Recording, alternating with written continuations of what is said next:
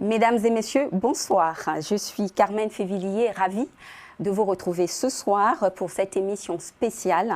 Je reçois aujourd'hui M. Rodrigue Malanda Samba, député, conseiller politique du président de la République du Congo, chef de département politique, président du conseil d'administration du FIGA, le Fonds d'impulsion de garantie et d'accompagnement des entreprises. M. Rodrigue Malanda Samba a initié et présidé le 13 septembre à Paris une rencontre citoyenne avec la diaspora congolaise, un moment fort d'échange et de dialogue qui a rassemblé des centaines de ses compatriotes dans un contexte marqué par l'approche des prochaines élections présidentielles de mars 2026. Avec lui, nous allons revenir sur les attentes exprimées par la diaspora, les engagements pris par les autorités ainsi que sur le FIGA, le programme FIGA Diaspora, présenté à ses compatriotes. Monsieur Rodrigue Malanda Samba, bonsoir. Bonsoir. Et bienvenue sur le plateau de 3 ans en Afrique. Merci. Merci de votre présence ici. Alors, Monsieur Rodrigue Malanda Samba, vous cumulez plusieurs fonctions. Alors d'emblée, moi je vais vous poser une question sur le cumul des mandats. Vous savez que la Constitution congolaise établit des règles strictes concernant le cumul des mandats afin de préserver l'intégrité et l'efficacité des institutions. Est-ce que vous vous sentez concerné par cette règle du cumul des mandats? Pas du tout. Pas du tout.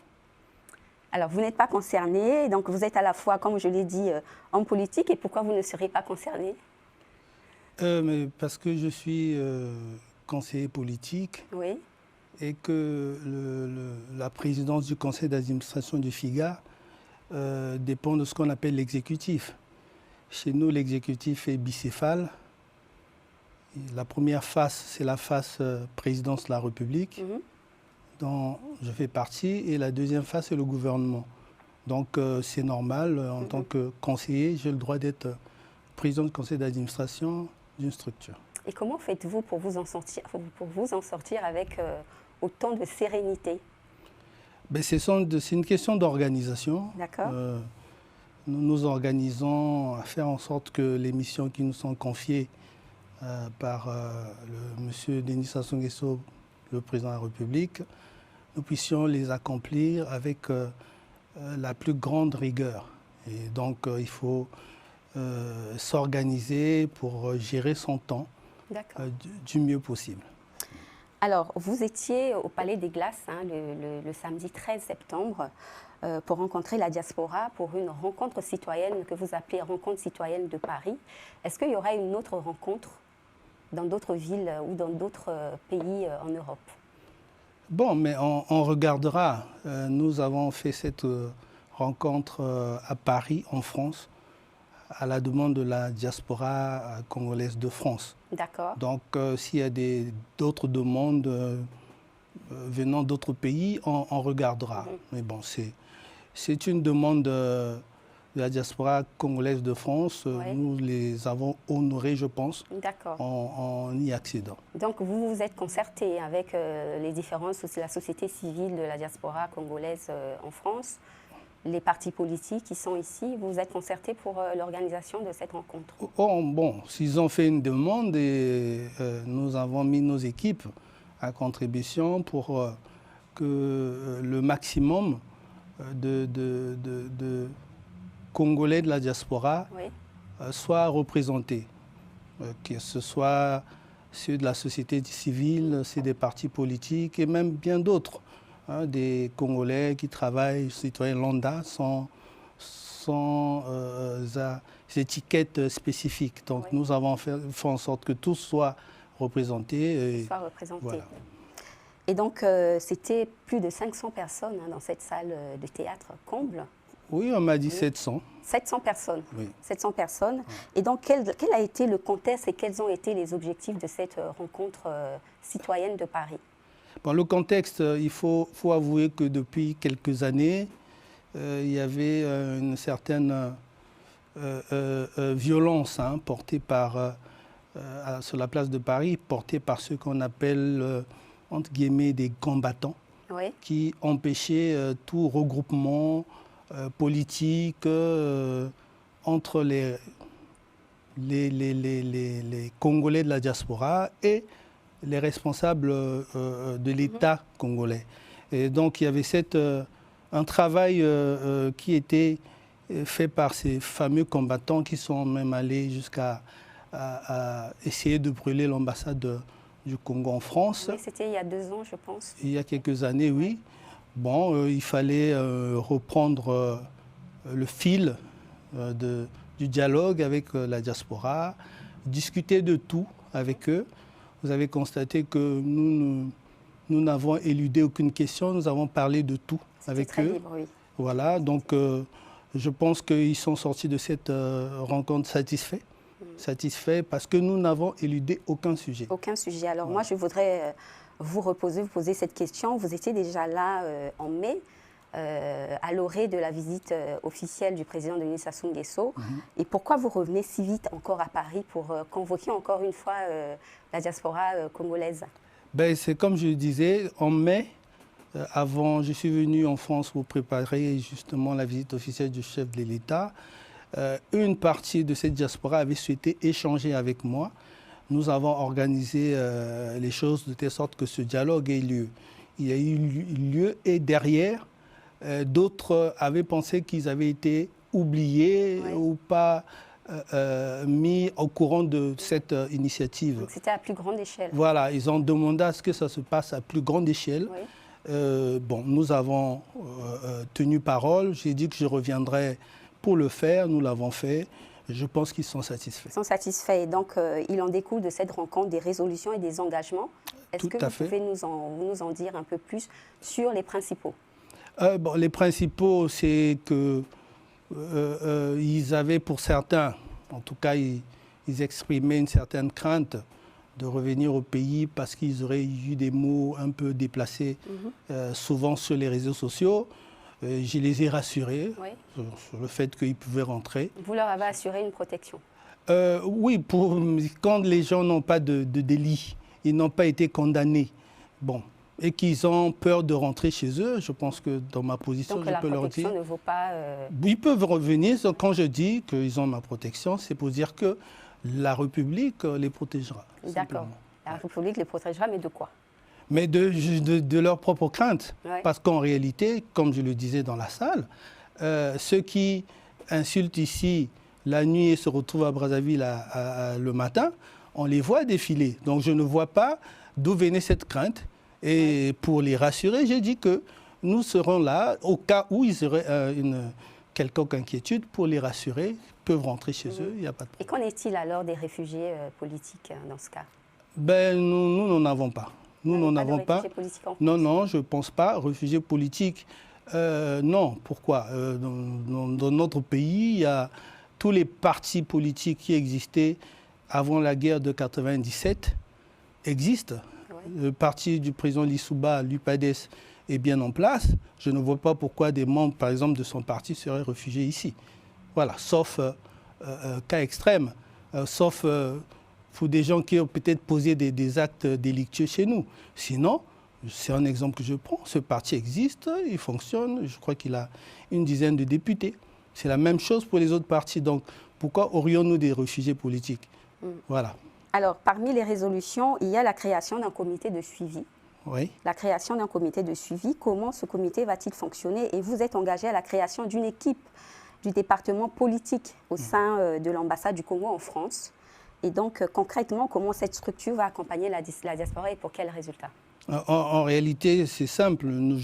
Puisque c'est vers moi que la diaspora s'est tournée pour que nous puissions renouer le dialogue. Je vais mettre à contribution une partie de mon équipe pour qu'elle puisse travailler directement avec la diaspora.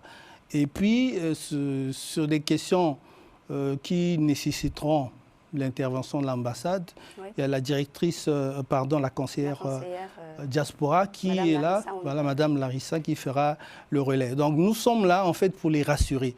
Mon équipe sera là pour les rassurer parce que pour nombreux ont peur d'aller vers l'ambassade. Je leur ai dit, mais c'est votre maison, c'est la maison commune. C'est le territoire congolais. C'est le territoire congolais en France, vous devez y aller, ainsi de suite. Mais par contre, puisqu'il y a encore des craintes, vous nous faites confiance, ben, je mets en place une équipe qui va continuer à vous rassurer jusqu'à ce qu'ils apprennent véritablement à se rapprocher de l'ambassade sans aucune inquiétude. Sans aucun, oui. Voilà. Alors, je ne peux pas poursuivre sans citer les mots droit de vote, passeport. Oui. Passeport, accès à l'eau, électricité, le Tout coût à des fait. billets d'avion élevé, et puis bien d'autres sujets. Qu'est-ce que ça vaut? Et puis j'ai une autre question. Quelle est l'actualité du contentieux qu'il y a eu entre les États-Unis et le Congo sur l'obtention des visas? Ah, mais cette affaire est en train d'être gérée. Oui. C'est un contentieux qui, en réalité, émane d'une incompréhension. Les autorités américaines avaient considéré que le taux de personnes prenant des visas américains et restant sur le territoire américain sans revenir Oui. était élevé, 30%. 30%, Bon. oui. Bon, vous voyez bien que en réalité, ça ne nous concerne pas. Ce n'est pas nous qui attribuons ces visas. Donc, c'est aux Américains qui attribuent les visas de voir si quelqu'un ne respecte pas les délais, Ouais. et de le prendre, de le ramener au Congo. Nous sommes prêts à Et il y a reprendre nos... aussi l'obtention, les passeports qui sont attribués à des personnes qui ne sont pas de nationalité congolaise et qui...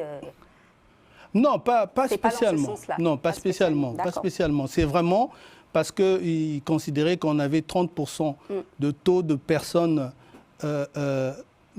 ayant des visas d'entrée et ne rentrant pas au Congo. Oui. Mais en réalité, si vous regardez en nombre exact, ce taux, il peut représenter 30%, mais Oui. s'il n'y a pas grand monde chez nous qui vont aux États-Unis, ça peut être 15 personnes, 20, ainsi de suite. Il n'y a pas grand monde. Voilà, il n'y a pas grand monde. Et donc, vous avez parlé du droit de vote peut-être pour l'année prochaine pour la diaspora africaine, j'ai dit la diaspora congolaise. Et comment vous comptez vous concrétiser ça, concrétiser les votes, améliorer les listes électorales, actualiser les listes électorales? Comment cela pourrait se faire? Est-ce que ce sera le numérique qui sera vraiment au cœur de cette organisation? C'est d'abord la loi. Il faudrait que la loi électorale chez nous soit modifiée pour qu'on puisse incorporer le droit de vote à l'étranger. Oui. Actuellement, ça n'existe pas Ça encore. n'existe pas encore. Pas encore. Je crois que le ministre des Affaires étrangères, en rencontrant la dernière fois, je crois en avril dernier, le ministre des Affaires, son homologue français, avait déjà émis cette idée d'une possibilité d'un droit de vote des Congolais de la diaspora. Mais ça, il faut le formaliser à travers une loi. Alors, vous êtes ici à Paris pour faire un travail au niveau de la diaspora, pour qu'il y ait un dialogue avec l'État. Est-ce que vous faites le même travail à Brazzaville pour ne plus que la diaspora ne soit considérée comme une menace? Notre diaspora n'est pas considérée comme une menace, pas du tout, au contraire. Nous considérons que c'est une force qui peut véritablement aider le pays à avancer, voilà, à augmenter sa richesse, son PIB, ainsi de suite. Pour nous, ce n'est pas une menace. Bon, il y a, je le disais dernièrement, samedi dernier, il y a quelques oiseaux de mauvais augure ici qui font plus de bruit que le plus grand de la diaspora. Ils font beaucoup de bruit et beaucoup d'agitation. On a l'impression qu'ils représentent la diaspora alors qu'ils n'en ont ni mandat, ni reçu ni mandat, ni... Voilà. Donc, c'est plutôt ces gens-là qui, parfois, malheureusement, empêchent la diaspora créative à avancer. Donc nous sommes venus aujourd'hui, voilà, s'exprimer, avancer vers les projets, ainsi de suite.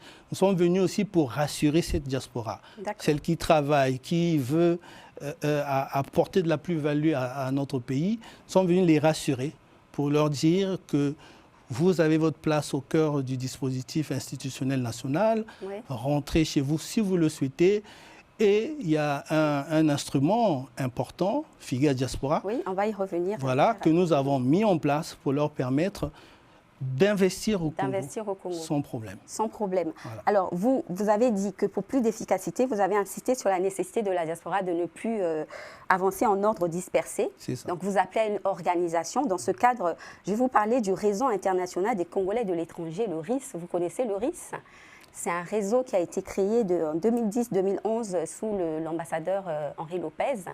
Et donc, c'était un réseau qui avait déjà pour objectif de rassembler la société civile congolaise.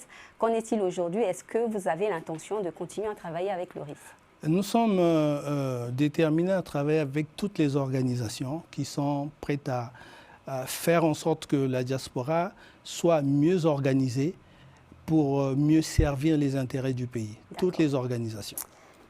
Alors très bien, on va passer à un pan important d'investissement. On va parler du FIGA, puisque vous êtes président du conseil d'administration de ce fonds. Et donc, qu'est-ce que vous portez également le projet FIGA Diaspora que vous avez présenté au Palais des Glaces. Vous avez présenté donc le FIGA Diaspora. Qu'est-ce que ce programme, Monsieur Rodrigue Malanda Somba? Alors, déjà, ce programme, en réalité, avait été présenté le 10 mai. Le 10 mai, oui. Le 10 mai à l'ambassade. Mais je crois que l'information n'était pas arrivée là où il fallait. Voilà, il y avait très peu de personnes. Je crois que peut-être, il n'y avait pas suffisamment de Congolais. On disait ici tout à l'heure que les Congolais ont du mal à aller vers l'ambassade. Peut-être que l'information ne circule pas bien. Peut-être, mais enfin, là, nous avons pensé qu'il fallait profiter de cet événement pour renouveler cette offre. FIGA Diaspora est un outil qui a été mis à la disposition de notre diaspora pour qu'elle puisse avoir des garanties financières. Au niveau des banques au Congo. Au Congo, oui, qui leur permettront de faire des investissements. Voilà. D'accord. Avec quelle banque travaillez-vous? Excusez-moi de vous on travaille avec toutes les banques de la place, oui, la BCH, la banque sino-congolaise, oui, toutes les banques en réalité sont avec nous. Voilà, il nous reste un... Et la Banque postale du Congo? Aussi, oui. Aussi. Et dans quel bilan vous dressez du FIGA depuis sa création? Alors, depuis FIGA Diaspora, non, plutôt du FIGA dans sa globalité. Bon, le FIGA a connu quelques difficultés au lancement. Oui. Le FIGA a été lancé officiellement en 2021. Il y a eu quelques difficultés, on ne peut pas se le cacher. Mais aujourd'hui, j'ai été nommé à la tête du FIGA en mars 2024. Nous sommes en 2025. C'est récent. Hein? C'est récent, mais je peux vous dire que pour l'année qui est la nôtre, à la tête du FIGA, on a fait des exploits. Je ne voudrais pas donner des chiffres parce que les chiffres seront annoncés. Moi, je vous demande plutôt les grands chantiers. Quels sont les grands chantiers que vous avez eu à faire et pour le futur? Les grands chantiers, c'était déjà de réajuster la gouvernance. Oui. Voilà, nous avons réajuster la gouvernance. Ah oui, parce qu'il y avait le FIGA 1, là c'est le FIGA réformé. Reformé. L'ancien FIGA était un EPA, là c'est un EPIC.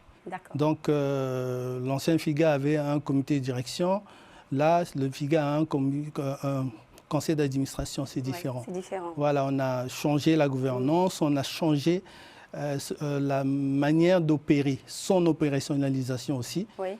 Aujourd'hui, à travers le forum Horizon Initiative Créativité, oui, nous avons décidé, porté par Madame Aline Etokabeka, que je salue en passant, nous avons décidé de faire une promotion, je vais dire, à marche forcée du FIGA. Oui. Parce que le FIGA a été doté par le président de la République de 25 milliards. Justement, 25 milliards, c'est la question que j'allais vous poser. C'est le seul chiffre que je vous demande. C'est 25 milliards qui ont été mis à disposition pour permettre d'apporter la garantie aux petites et moyennes entreprises et aux artisans. Parce que ce sont ceux-là qui constituent en réalité le tissu économique du pays, mais ils ont le plus souvent des problèmes pour avoir accès au financement. Donc, ces moyens ont été mis à disposition. Nous avons travaillé d'arrache-pied. Je vous assure que d'ici la fin de l'année, les chiffres du FIGA vont parler. Et donc, un taux d'emprunt à 0%. Ça, c'est important à relever. Oui, mais ça dépend. Ça dépend de projets. Mais en tout cas, cette garantie que nous mettons à la disposition des banques, c'est pour baisser. Oui. Au Congo, nous n'avons que des banques commerciales, il n'y a pas de banque d'investissement. D'accord. Donc, s'il n'y avait pas la garantie du FIGA, les entrepreneurs se retrouvent sans la garantie du FIGA, parfois avec 30-40% de taux d'intérêt. Avec le FIGA, ça baisse selon les projets jusqu'à 5% parfois. Donc, c'est une marge intéressante. Alors, on va parler rapidement parce qu'il ne nous reste pas beaucoup de temps. On va parler de la présidente du président Denis Sassou Nguesso à la CEMAC. Mais avant, je voulais vous poser la question de savoir, vous, en tant que conseiller politique du chef de l'État congolais, quelles sont vos principales missions au quotidien? Mais au quotidien, nous faisons ce qu'on appelle de l'aide à la décision. Oui. Nous aidons le président à diriger le pays en lui apportant des approches de solutions qu'il choisit lui-même. Nous ne faisons que proposer et lui choisit les meilleures approches. Alors, une partie de l'opposition congolaise est fan de la diaspora, originaire du Poul. Vous êtes originaire également du Poul, région au cœur des enjeux de paix. Vous êtes aujourd'hui conseiller politique du président, comme je l'ai dit. Est-ce que votre mission consiste justement à être son relais pour préserver la paix chèrement acquise au Congo-Brazzaville? Pas seulement.